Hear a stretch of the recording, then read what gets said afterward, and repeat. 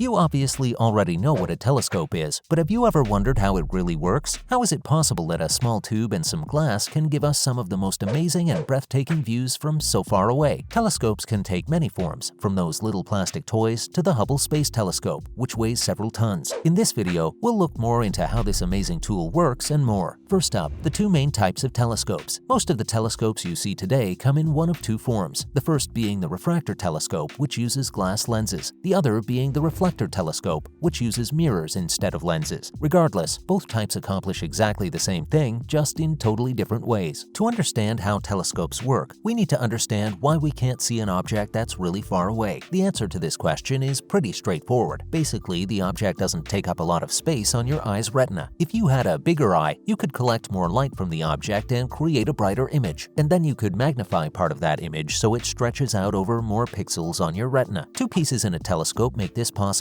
the objective lens in refractors or primary mirror in reflectors. Both collect lots of light from a distant object and bring that light or image to a point or focus. Then comes the eyepiece. An eyepiece lens takes the bright light from the focus of the objective lens or primary mirror and magnifies it to take up a large portion of the retina. When you combine the objective lens or primary mirror with the eyepiece, you have a telescope. Let's look more into a telescope's general properties. Telescopes have two general properties, the first being how well it can collect the light, with the other being how much it can magnify the image. A telescope's ability to collect light is related to the diameter of the lens or mirror. Generally speaking, the larger the aperture, the more light the telescope collects and the brighter the final image. The telescope's magnification, or its ability to enlarge an image, depends on a combination of the lenses used. The eyepiece performs the magnification. Since any magnification can be achieved by almost any telescope by using different eyepieces, the aperture is a more important part than magnification. And now, a closer look at refractor telescopes. To understand how magnification actually works in a telescope, let's take a look at how a refractor telescope magnifies an image of a distant object to make it appear closer. Refractors are the type of telescope that most of us are familiar with. They have the following parts: a long tube made of metal, plastic, or wood, a glass combination lens at the front end, or the objective lens, and a second glass combination lens, which is the eyepiece. The outer tube holds the lenses in place at the perfect distance from one another. The tube also helps to keep out dust, moisture, and light. The objective lens gathers the light and bends or refracts it to a focus near the back of the tube. The eyepiece brings the image to your eye and magnifies the image. Eyepieces have much shorter focal lengths than objective lenses. Achromatic refractors use lenses that are not extensively corrected to prevent chromatic aberration, which is a rainbow halo that sometimes appears around images seen through a refractor. Instead, they usually have coated lenses to reduce this problem. Apochromatic refractors use either multiple lens designs or lenses made of other types of glass, such as fluorite, to prevent chromatic aberration. They're also much more expensive than achromatic refractors. Refractors have good resolution, high enough to see details in planets and binary stars. However, it is difficult to make large objective lenses greater than 4 inches for refractors. Refractors are also relatively expensive if you consider the cost per unit of aperture. Because the aperture is limited, a refractor is less useful for observing faint, deep sky objects like galaxies and nebula as compared to other types of telescopes. So, what about reflector telescopes? Isaac Newton developed the reflector during the late 1600s as a response to the chromatic aberration issue that was observed in refractors during that time. Because the mirror reflected light back into the tube, he had to use a small flat mirror in the focal path of the primary mirror to deflect the image out through the side of the tube to the eyepiece. Now, you might think that the secondary mirror would block some of the images, but because it is so small compared to the primary mirror, which is gathering a great deal of light, the smaller mirror won't actually be causing any issues related to the final image. Rich field reflectors are a type of Newtonian reflector that have short focal ratios and low magnification. The focal ratio is the focal length divided by the aperture and relates to the brightness of the image. They offer wider fields of view than longer focal ratio telescopes and provide bright panoramic views of comets and deep sky objects like nebula, galaxies, and star clusters. You know, the sky objects we all love looking at. The reflector is simple and inexpensive to make. Large aperture primary mirrors, which are usually greater than 10 inches, can be made easily, which means that reflectors have a relatively low cost per unit. Reflectors have large light-gathering capacities and can produce bright images for even the faintest deep sky object. But one disadvantage of reflectors is that you occasionally have to clean and align the mirrors. Also, slight errors in grinding the mirrors can distort the final image. To elaborate, some of the common issues include spherical aberration, meaning light reflected from the mirror's edge gets focused to a slightly different point than light reflected from the center. Astigmatism is another problem, which means the mirror is not grounded symmetrically around its center star images. Lastly, Lastly, coma is an issue that pops up when stars near the edge of the field look elongated, like comets, while those in the center are more defined and sharp points of light. In addition, all reflectors are subject to some light loss for the following two reasons. First, the secondary mirror blocks some of the light coming into the telescope, and secondly, no reflective coating for a mirror returns 100% of the light striking it. Even the best coatings out there will return 90% of incoming light at most. Next, let's talk about another type of Newtonian reflector. Dobsonian telescopes are another type of Newtonian reflector with a simple tube and alt-azimuth mounting. They're a lot more inexpensive to build and purchase because they're made of plastic, fiberglass, or plywood. Dobsonians can have large apertures, and because of their large apertures and low price, Dobsonians are a great fit for observing deep sky objects. And lastly, a closer look at the eyepieces. An eyepiece is the second lens in a refractor or the only lens in a reflector. Eyepieces come in lots of optical designs and consist of one or more lenses in combination. They are almost like mini telescopes themselves. The purposes of the eyepiece are to allow you to change the telescope's magnification, produce a sharp and accurate final image, provide comfortable eye relief, and to determine the telescope's field of view. There are lots of eyepiece designs out there as well. Huygens, Ramsden, Orthoscopic, Kellner and RKE, and Erfel, just to name a few. Let's look more into a few of these. Huygens and Ramsden eyepieces are the oldest designs. They suffer from the chromatic aberrations issue and are often included with the least expensive and least effective telescopes, so not the best resume for these eyepieces. Orthoscopic eyepieces were invented by Ernst Abbe in the late 1800s. They have 4 elements and a 45-degree apparent field of view. The optical design gives a crisp view, has good eye relief, and is considered a great pick for planetary viewing. Orthoscopic eyepieces can range from $50 to $100 each, so there is room for choice. Kellner and RKE, Edmund Scientific's patented modification of Kellner, is a 3-element design that produces images in a 40-degree field of view with some chromatic aberration. They also have good eye relief. Kellner eyepieces work best in long focal length telescopes. They are a good balance between performance and economy, as they can vary from $30 to $50 each. Erfel eyepieces were invented during World War II. They have a 5-element design and a wide 60-degree field of view, but they suffer from ghost images and astigmatism, which makes them not the best choice for planetary viewing. Improvements on the Erfel design are called wide-field eyepieces. Plössl eyepieces have a 4-element and sometimes 5-element design. With a 50-degree field of view, they have good eye relief. They work best in the 15 to 30 millimeter size. The quality is good, especially for planetary viewing. They have some astigmatism, especially at the edge of the field. Overall, they are popular eyepieces. Another type of eyepiece is the Nagler eyepiece. Nagler eyepieces were introduced in 1982, advertised as like taking a spacewalk. They have a 7-element design with an incredible 82-degree field of view. They come in 2-inch barrel size only and are heavy, up to 2 pounds, and pretty expensive. That's a wrap for this video. Did you guys learn something new in this video? Let us know in the comments below. Make sure to give this video a thumbs up and subscribe to our channel for more videos like this. See you in the next one.